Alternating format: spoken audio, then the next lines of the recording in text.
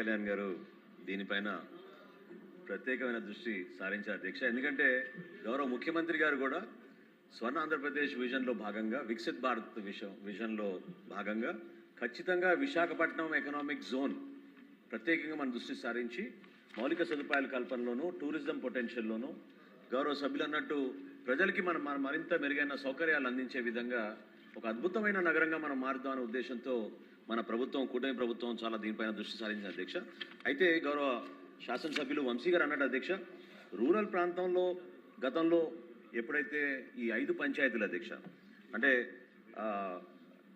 K నాగర్పాలెం, కాపులుప్పడపాడు, చేపలపాడు, నీడిగట్టు and J అగ్రహారం అధ్యక్ష, ఈ 5 గ్రామాలు జీవీఎంసీ లిమిట్స్లోకి 2019 31 డిసెంబర్ తారీఖున వీటిని విలీనం చేస్తూ గతంలో జియో ఇష్యూ చేశారు అధ్యక్ష. అయితే ఇక్కడ ఏంటంటే అధ్యక్ష, ఆ జియో రాకుండా ముందే సిఆర్జెడ్ నామ్స్ కింద నోటిఫికేషన్ ఇష్యూ అయింది అధ్యక్ష 2019లో. అందుకనే ఈ వ్యత్యాసం, ఈ కన్ఫ్యూజన్ వలన కొంచెం ఇబ్బంది పడుతున్న పరిస్థితులు వాస్తవం అని నేను ఈ సందర్భంగా గుర్తు చేస్తున్నాను అధ్యక్ష.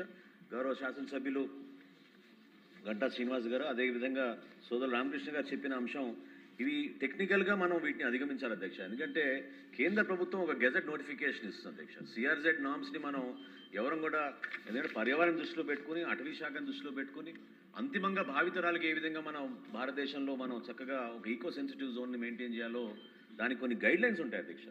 సో ఖచ్చితంగా గౌరవ సభ్యులు కోరినట్టు అదేవిధంగా మన ప్రభుత్వం కూడా మనం ఆలోచించిన విధానంలో ఎక్కడ కూడా పొరపాటు లేకుండా ఉండడానికి మీరందరూ సహకరిస్తే పబ్లిక్ హియరింగ్ గతంలో 2 సార్లు అధ్యక్ష, 2026లో జూలైలో ఒకసారి ఏర్పాటు చేసాం అధ్యక్ష, అదేవిధంగా మేలో చేసాం.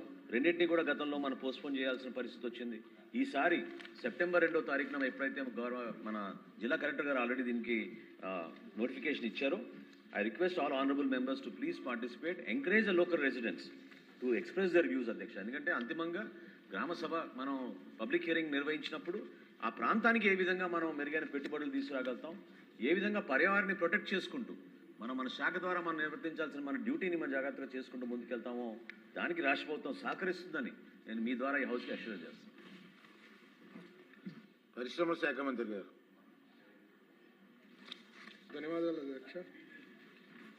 ఏ ప్రశ్నకి అవునండి, బి ప్రశ్నకి 6 ఇండస్ట్రియల్ పార్క్స్ చేస్తున్నాం అధ్యక్ష భవ్య స్కీమ్ కింద. ఏపీ స్పేస్ సిటీ తిరుపతి డిస్ట్రిక్ట్లో 1000 ఎకర్స్లో, AP drone city Kurnool district 485.38 ఎకర్స్లో, Tekulodu aerospace and defence park Sathyasai డిస్ట్రిక్ట్లో 500 ఎకర్స్లో, Makavaripalem organic food park Anakapalli డిస్ట్రిక్ట్లో 500 ఎకర్స్లో, renewable energy manufacturing zone Prakasam district 498 acres, అలాగే Veldurthi mega textile park Palnadu డిస్ట్రిక్ట్లో 500 ఎకర్స్. సి ప్రశ్నకి సమాధానం, రూల్స్ అండ్ రెగ్యులేషన్స్ ప్రకారం 6 ప్రపోజల్స్ని గవర్నమెంట్ ఆఫ్ ఇండియాకి సబ్మిట్ చేయడం జరిగింది అధ్యక్ష. అల్లా శ్రీనివాస గారు. ధన్యవాదాలు అధ్యక్ష. ఏదైతే ఈ సెంట్రల్లీ స్పాన్సర్డ్ స్కీమ్స్ ఉన్నాయో దాంట్లో భాగంగా మరి ఈ భవ్య కింద ఇండస్ట్రియల్ పార్క్స్ డెవలప్ చేయాలని చెప్పేసి కేంద్ర ప్రభుత్వం పెట్టింది సార్. అయితే మంత్రి గారు 6 పార్క్స్ చేస్తాయని చెప్పారు, సంతోషం అధ్యక్ష. కానీ ఈ భవ్య కింద కెమికల్ అండ్ పెట్రోకెమికల్కి సంబంధించినటువంటి పార్క్స్ డెవలప్ చేయాలని ఈ స్కీమ్లో ఉంది. అయితే మాకు విశాఖపట్నం నుంచి అటు చెన్నై వరకు ఈ పీసీపీఐఆర్ ఏదైతే ఉందో దానికి పెట్రోకెమికల్ కారిడార్ కాదు అనుకుంటున్నాం అధ్యక్ష, chemical and petrochemical corridor. So అక్కడ డెవలప్ చేయాల్సినటువంటి అవసరం ఉందని చెప్పి ఈ సందర్భంగా తెలియజేస్తున్నాం అధ్యక్ష. ఎందుకంటే ఈరోజు బల్క్ డ్రగ్స్ అంటే డ్రగ్స్లు మనం ప్రపంచానికి ఈ మెడిసిన్స్ రూపంలో మనం సప్లై చేసినప్పటికీ కూడా ఈ రా మెటీరియల్ మనకు అవైలబిలిటీ లేకపోవడం వల్ల చాలా ఇండస్ట్రీస్ మనం సిక్ యూనిట్ కింద మారుతున్నాయి. అవి మనం ఎందుకంటే ఎక్కువ కాస్ట్తో మనం ఇంపోర్ట్ చేసుకోవాల్సి వస్తుంది అధ్యక్ష. కనుక కెమికల్ రిలేటెడ్ ప్లాంట్స్ డెవలప్ చేస్తే మంచిది. అది మన విశాఖపట్నం చెన్నై కారిడార్ మధ్యన డెవలప్ చేస్తే బాగుంటుందని చెప్పేసి మా ఉద్దేశం అధ్యక్ష. అలాగే ఈరోజు మనం ఇంటర్నేషనల్ ఎయిర్పోర్ట్ భోగాపురం ఎయిర్పోర్ట్ చేసుకుంటున్నాం. అలాగే మనకి సీ రూట్స్లో చూసుకుందామంటే మనకి పోర్ట్స్ కూడా బాగున్నాయి.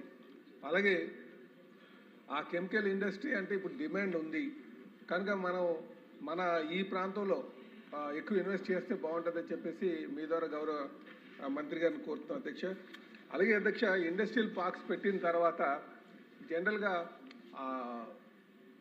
ఎఫ్లెంట్ ట్రీట్మెంట్స్ అంటాం అధ్యక్ష. ఏవైతే వ్యర్థాలు వస్తాయో ఆ వ్యర్థాలన్నీ ట్రీట్ చేసి మనం సీలోకి విడిచిపెడుతుంటాం. అంటే ప్రతి ఇండస్ట్రీకి ఒక ఎఫ్లెంట్ ట్రీట్మెంట్ ప్లాంట్ పెట్టాలంటే చాలా కష్టంగా ఉంటుంది అధ్యక్ష. కనుక కామన్ ఎఫ్లెంట్ ట్రీట్మెంట్ ప్లాంట్ పెట్టాల్సినటువంటి అవసరం ఉంది. కామన్ ఎఫ్లెంట్ ట్రీట్మెంట్ ప్లాంట్ పెడితే మళ్ళీ దానికి ఆ నామ్స్ రీచ్ అవుతుందా లేదా అనేది చెక్ చేసుకోవాల్సిన అవసరం ఉంది అధ్యక్ష. అంటే కామన్ ఎఫ్లెంట్ ట్రీట్మెంట్ ప్లాంట్ పెట్టాలి.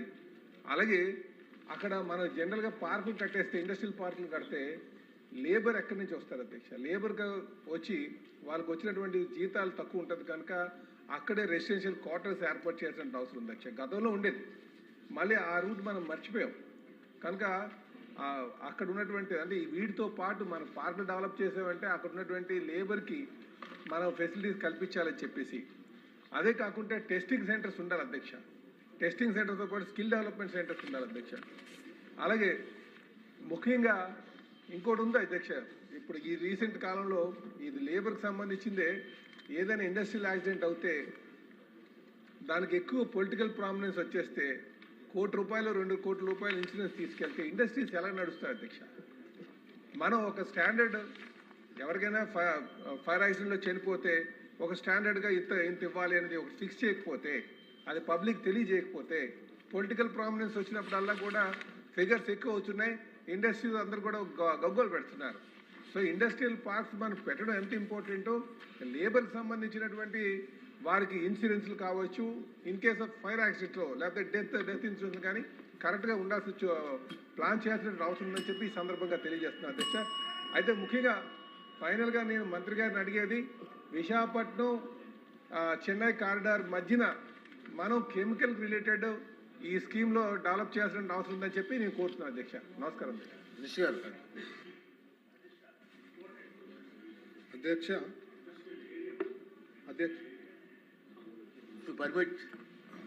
పర్మిట్ చేస్తే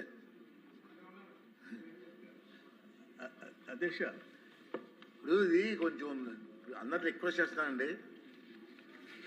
మినిస్టర్ గారు ఆశించి నిలబడిన తర్వాత కూడా మాకు క్వశ్చన్ అడిగితే అది భావ్యం కాదు. సారీ, ఎవరైనా సీనియర్ మెంబర్ కాదంటలేదు, మాట్లాడండి.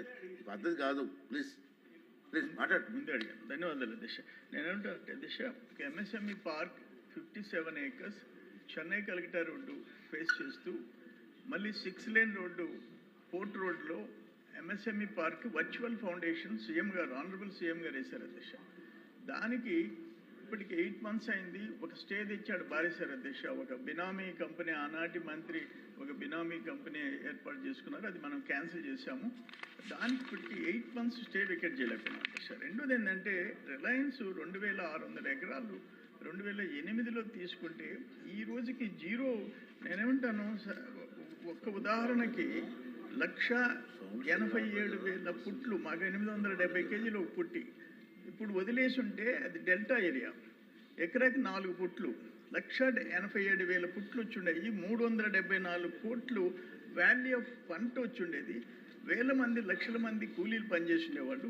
2660 acres ముతుకూరు మండలం కృష్ణపట్నం దగ్గర ఖాళీగా ఉంది.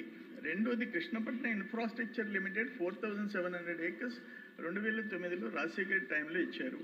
అది కూడా పరిశ్రమలు రాలేదు, ఎలాంటి అభివృద్ధి లేదు. దానివల్ల కూడా చాలా తీవ్ర నష్టం ఉంది. అందుకని వీటిని దృష్టిలో పెట్టుకొని వెంటనే మంత్రి గారు, నేనేమంటాను, 1000 ఎకరాలు ఖాళీగా పెట్టడం, దానివల్ల రాష్ట్రానికి నష్టం, ప్రజలకు నష్టం.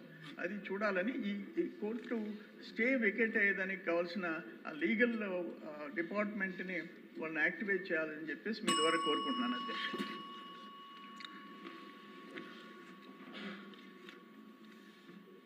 అధ్యక్ష, మనకి భవ్య స్కీమ్ అనేది 50 parks ప్లాన్ చేసినారు అధ్యక్ష, 2 phases గవర్నమెంట్ ఆఫ్ ఇండియా. దాంట్లో ఇప్పుడు ఫస్ట్ ఫేజ్ కింద 20 parks కాల్ చేయడం జరిగింది. మనము 6 పార్క్స్ అప్లై చేసినాం అధ్యక్ష, as per rules and regulations ప్రకారము, గవర్నమెంట్ ఆఫ్ ఇండియా నార్మ్స్ ప్రకారము మనం 6 పార్క్స్కి అప్లై చేయడం జరిగింది. మొన్న కూడా ఢిల్లీకి నేను మండే చంద్రబాబు గారు అటెండ్ కామన్నప్పుడు అపెక్స్ బాడీలో కూడా రిక్వెస్ట్ చేయడం జరిగింది అధ్యక్ష. 6 పార్కులు ఏదైతే భవ్య కింద అప్లై చేశామో అది ఖచ్చితంగా ఇవ్వాల్సిందిగా రిక్వెస్ట్ చేస్తున్నాము అని చెప్పి సెంట్రల్ మినిస్టర్ గారికి రిక్వెస్ట్ చేయడం జరిగింది అధ్యక్ష. అలాగే సభ్యులు కోరినట్లు కెమికల్కి సంబంధించింది స్పెసిఫిక్గా ఇంకా పార్క్స్ ఏమైనా డెవలప్ చేయాలని రిక్వెస్ట్ చేయడం జరిగింది.